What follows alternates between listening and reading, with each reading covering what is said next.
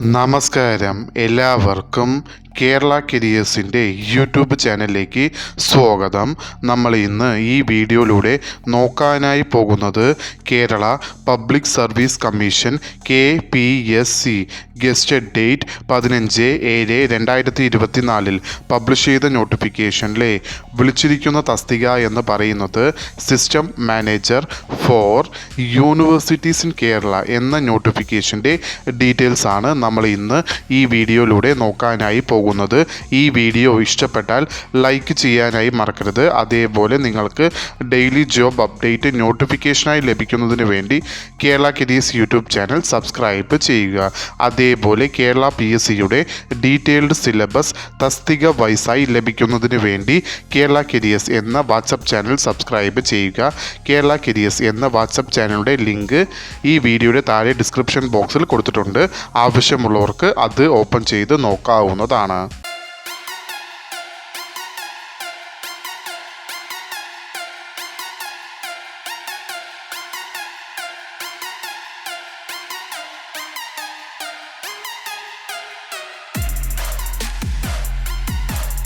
Kerala PSC publish ചെയ്ത നോട്ടിഫിക്കേഷനിലെ category number 190/2024 വിളിച്ചിരിക്കുന്ന department എന്ന് പറയുന്നത് യൂണിവേഴ്സിറ്റീസ് ഇൻ കേരള, അതായത് കേരളയുടെ കീഴിൽ വരുന്ന എല്ലാ യൂണിവേഴ്സിറ്റിയിലേക്കുമാണ് വിളിച്ചിരിക്കുന്ന തസ്തിക എന്ന് പറയുന്നത് സിസ്റ്റം മാനേജറായിട്ടാണ് വിളിച്ചിരിക്കുന്നത്.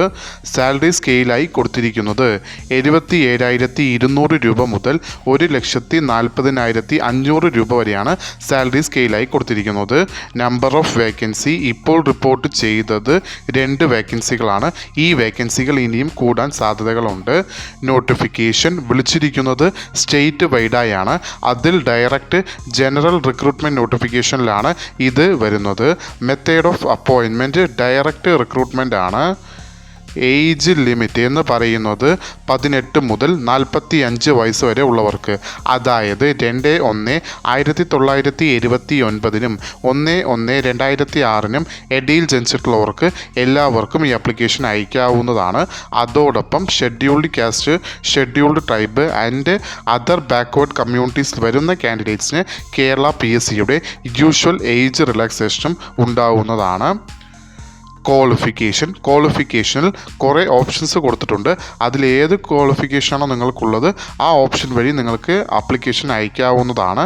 അതിൽ ആദ്യമായി വരുന്നത് നിങ്ങൾക്ക് MCA അല്ലെങ്കിൽ BTech ഇൻ ഇലക്ട്രിക്കൽ ആൻഡ് ഇലക്ട്രോണിക്സോ അല്ലെങ്കിൽ കമ്പ്യൂട്ടർ സയൻസോ ഉണ്ടായിരിക്കേണ്ടതാണ്. അതായത് ഒന്നില്ലെങ്കിൽ MCA പാസ്സായിരിക്കണം, അതല്ലെങ്കിൽ നിങ്ങൾക്ക് BTech ഉണ്ടായിരിക്കണം. BTech നിങ്ങൾ എടുത്തിരിക്കേണ്ടത് ഇലക്ട്രിക്കൽ ആൻഡ് ഇലക്ട്രോണിക്സോ അല്ലെങ്കിൽ BTech കമ്പ്യൂട്ടർ സയൻസോ, ഈ പറയുന്ന ഏതെങ്കിലും ഒരു വിഷയം പാസ്സായിട്ടുള്ളവരാണെങ്കിൽ അവർക്ക് ഈ ആപ്ലിക്കേഷൻ അയക്കാവുന്നതാണ്.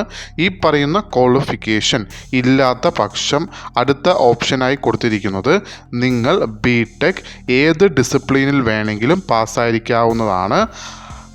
അതോടൊപ്പം നിങ്ങൾ സ്പെഷ്യലൈസേഷൻ ഇൻ കമ്പ്യൂട്ടർ, അതായത് BTech ഏതെങ്കിലും ഒരു ഡിസിപ്ലിനിൽ പാസ്സായി നിങ്ങൾ കമ്പ്യൂട്ടർ സ്പെഷ്യലൈസേഷൻ ചെയ്ത് വരുന്നത് പോലെ ഉള്ള PGDCA, അതായത് post graduation diploma in computer ആപ്ലിക്കേഷനോ അല്ലെങ്കിൽ അതിന് ഇക്വലൻ്റ് ആയിട്ടോ വരുന്ന കമ്പ്യൂട്ടറുമായി ബന്ധപ്പെട്ട് സ്പെഷ്യലൈസേഷൻ വരുന്ന നിങ്ങൾക്ക് PGDCA പോലെയുള്ള പോസ്റ്റ് ഗ്രാജുവേഷൻ ഡിപ്ലോമ നിങ്ങൾക്ക് ഉണ്ടായിരിക്കേണ്ടതാണ്. അതായത് BTech ഏതെങ്കിലും ഒരു വിഷയത്തിൽ പാസ്സായി നിങ്ങൾക്ക് post graduation diploma computer specialization ചെയ്ത് വരുന്നത് പോലെ ഏതെങ്കിലും ഒരെണ്ണം ഉണ്ടായിരിക്കേണ്ടതാണ്. അതുള്ളവരാണെങ്കിൽ അവർക്കും ഈ ആപ്ലിക്കേഷൻ അയക്കാവുന്നതാണ്. അതോടൊപ്പം നിങ്ങൾക്ക് 8 വർഷത്തെ എക്സ്പീരിയൻസ് ആണ് ചോദിച്ചിരിക്കുന്നത്. അതും ഡാറ്റ പ്രോസസ്സിംഗ് അല്ലെങ്കിൽ സോഫ്റ്റ്വെയർ ഡെവലപ്മെൻറ്റുമായി ബന്ധപ്പെട്ടിട്ടുള്ള ഈ രണ്ടിൽ ഏതെങ്കിലും ഒരു ബന്ധപ്പെട്ടിട്ടുള്ള 8 വർഷത്തെ എക്സ്പീരിയൻസും കൂടി നിങ്ങൾക്ക് ഉണ്ടായിരിക്കേണ്ടതാണ്. അങ്ങനെയുള്ളവരാണെങ്കിൽ അവർക്കും ഈ ആപ്ലിക്കേഷൻ അയക്കാവുന്നതാണ്. ആ പറയുന്ന ക്വാളിഫിക്കേഷൻ ഇല്ലാത്ത പക്ഷം അടുത്ത ഓപ്ഷനായി കൊടുത്തിരിക്കുന്നത് നിങ്ങൾ ബിടെക് ഏതെങ്കിലും ഒരു ഡിസിപ്ലിനിൽ നിന്നും പാസ്സായി അതോടൊപ്പം നിങ്ങൾക്ക് 10 വർഷത്തെ എക്സ്പീരിയൻസ് ആണ് ചോദിച്ചിരിക്കുന്നത്. അതും ഡാറ്റ പ്രോസസ്സിംഗ് അല്ലെങ്കിൽ സോഫ്റ്റ്വെയർ ഡെവലപ്മെൻറ്റിൽ വരുന്ന ഈ പറയുന്ന 2 സ്ഥലങ്ങളിലുള്ള ഏതെങ്കിലും ഒരു 10 വർഷത്തെ എക്സ്പീരിയൻസും ഏതെങ്കിലും ഒരു ഡിസിപ്ലിനിൽ ബിടെക്കും ഉണ്ടായിട്ടുണ്ടെങ്കിൽ അവർക്കും ഈ ആപ്ലിക്കേഷൻ അയക്കാവുന്നതാണ്. ഈ പറയുന്ന ക്വാളിഫിക്കേഷനും ഇല്ലാത്ത പക്ഷം അടുത്ത ക്വാളിഫിക്കേഷനായി കൊടുത്തിരിക്കുന്നത് നിങ്ങൾ MSc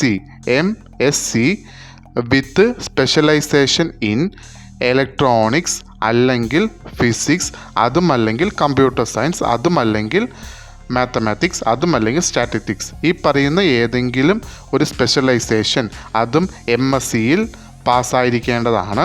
അതോടൊപ്പം നിങ്ങൾക്ക് 10 വർഷത്തെ എക്സ്പീരിയൻസും അതും ഡാറ്റ പ്രോസസ്സിംഗ് അല്ലെങ്കിൽ സോഫ്റ്റ്വെയർ ഡെവലപ്മെൻറ്റിൽ വരുന്ന ഈ പറയുന്ന ഏതെങ്കിലും സ്ഥലത്തുള്ള 10 വർഷത്തെ എക്സ്പീരിയൻസും MScയും ഈ പറയുന്ന സ്പെഷ്യലൈസേഷനിൽ ഏതെങ്കിലും ഉള്ളവരാണെങ്കിൽ അവർക്കും ഈ ആപ്ലിക്കേഷൻ അയക്കാവുന്നതാണ്. Application eligibility male and female candidates 2 പേർക്കും ഈ ആപ്ലിക്കേഷൻ അയക്കാവുന്നതാണ്. അപ്ലിക്കേഷൻ അയക്കേണ്ടത് ഓൺലൈൻ വഴിയാണ്. അപ്ലിക്കേഷൻ അയക്കേണ്ട ലാസ്റ്റ് ഡേറ്റ് എന്ന് പറയുന്നത് 14/8/2024. ഈ നോട്ടിഫിക്കേഷൻ്റെ കൂടുതൽ വിവരങ്ങൾ അറിയുന്നതിനായി നിങ്ങൾ സന്ദർശിക്കേണ്ട വെബ്സൈറ്റ് www.keralapsc.gov.in എന്ന വെബ്സൈറ്റ് സന്ദർശിക്കാവുന്നതാണ്.